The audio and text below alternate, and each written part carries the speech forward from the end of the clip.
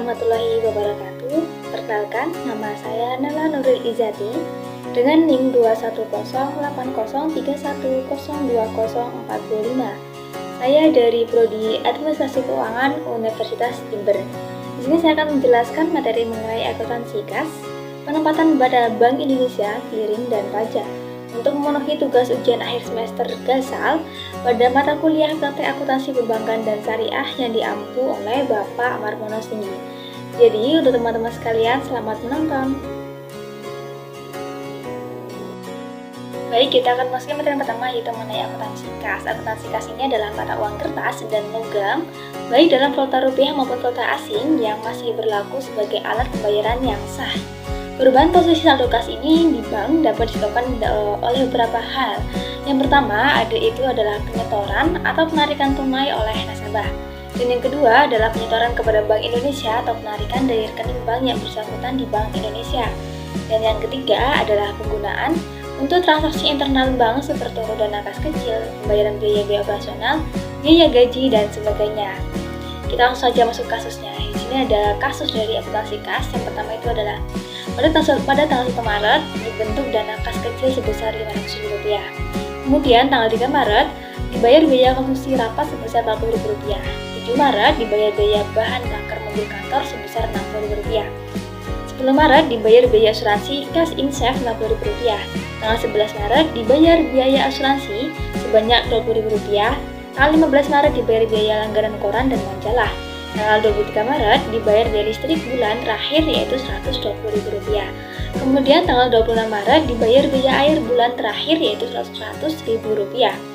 Tanggal 27 Maret dibayar biaya servis kendaraan sebanyak Rp50.000 dan terakhir adalah tanggal 31 Maret kas kecil diisi kembali oleh perusahaan. Nah, bagaimana cara kita untuk menempatkan pada jurnal dan pencatatan akuntansinya? Kita lanjut ke slide berikutnya. Di sini adalah jurnal apabila kita menggunakan sistem dana tetap atau investment system, yaitu sebagai berikut. Jadi teman-teman bisa melihat sini adalah jurnal dari transaksi-transaksi yang telah saya bacakan pada slide sebelumnya.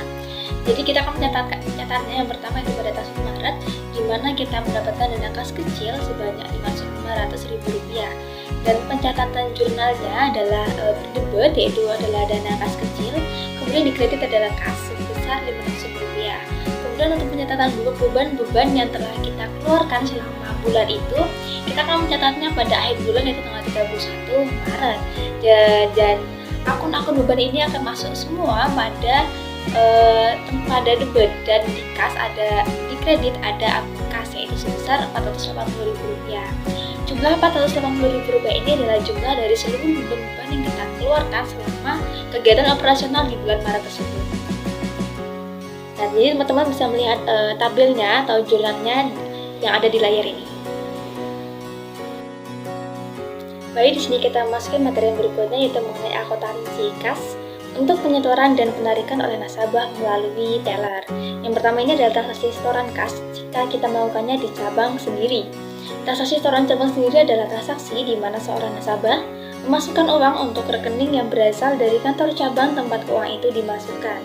Misalnya ya, pada tanggal 2 Agustus tahun 2000 sekian, Ibu Yanti, seorang nasabah dari Bank Syariah Mandiri cabang Pekanbaru, melakukan setoran tunai di kantor cabang Pekanbaru ke rekeningnya sebesar Rp250.000. Maka pencatatan untuk jurnal di kantor cabang tersebut adalah di debit ada akun kas dan di kredit ada rekening nasabah sebesar Rp250.000. Kemudian yang kedua yaitu adalah transaksi penarikan kas di cabang sendiri. Jadi, transaksi penarikan di cabang sendiri adalah transaksi di mana seorang nasabah menarik uang dari rekening yang berasal dari kantor cabang tempat uang itu ditarik. Misalkan ya, pada tanggal 4 Agustus 2000 sekian, Ibu Yanti, seorang nasabah dari Bank Syariah Mandiri cabang Pekanbaru melakukan penarikan tunai uangnya di kantor cabang Pekanbaru sebesar Rp100.000. Maka untuk jurnalnya itu berbeda dari yang penyetoran tadi. Jadi untuk jurnal ini itu di debit ada rekening nasabah, kemudian di kredit ada akun kas sebesar Rp100.000. Karena kasnya berkurang, maka kas ini diletakkan di kredit. Kita masukin materi yang berikutnya, yaitu mengenai akuntansi penempatan pada Bank Indonesia dan clearing.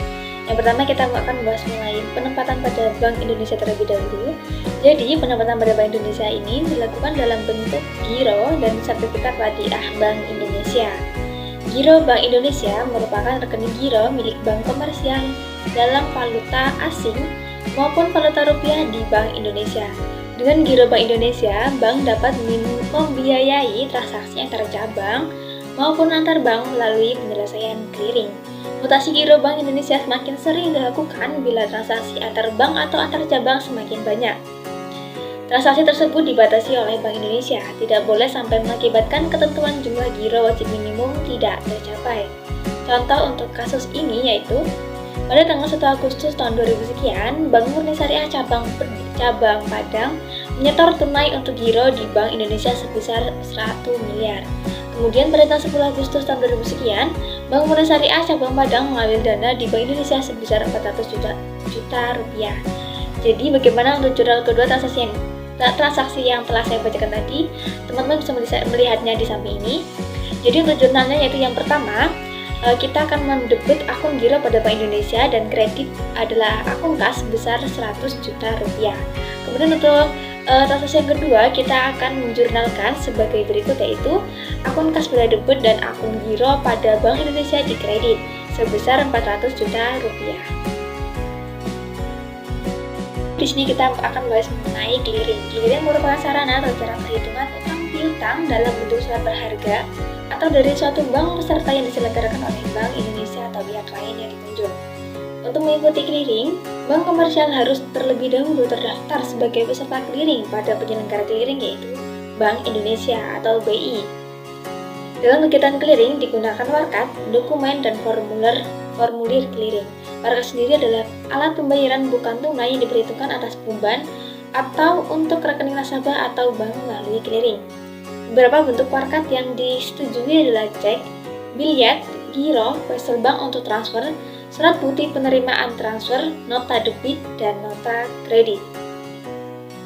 Sedangkan dokumen clearing adalah dokumen yang berfungsi sebagai alat bantu dalam proses perhitungan clearing di tempat penyelenggaraan. Dokumen clearing yang digunakan adalah daftar warkat clearing, penyerahan atau pengembalian yang disediakan oleh masing-masing peserta.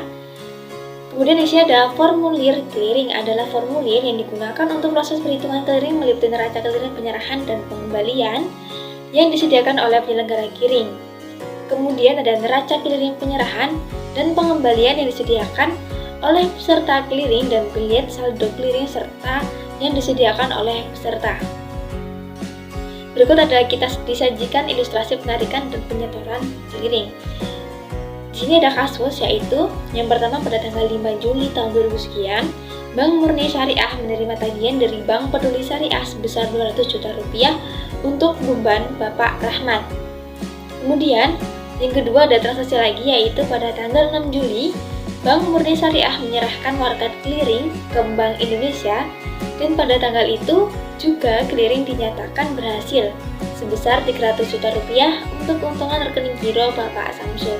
Nah, bagaimana pencatatan pada jurnalnya? Kita bisa lihat di layar di belakang ini bahwa untuk pencatatan yang transaksi yang pertama yaitu kita akan mendebit akun giro Bapak Rahmat di debit sebanyak 200 juta rupiah dan di kredit ada akun giro pada Bank Indonesia dengan jumlah yang sama.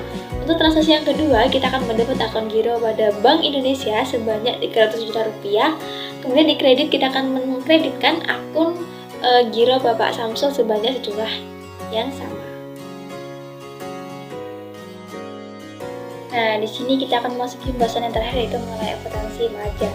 Aktivitas bank syariah yang mengakibatkan bertambahnya pendapatan seseorang merupakan objek pajak yang harus dibayarkan kepada negara setiap tahunnya. Jadi ada beberapa jenis objek pajak yang terkait dengan aktivitas bank syariah beserta tarif pajak yang dikenakan. Yang pertama yaitu penerimaan bonus giro wadiah oleh nasabah.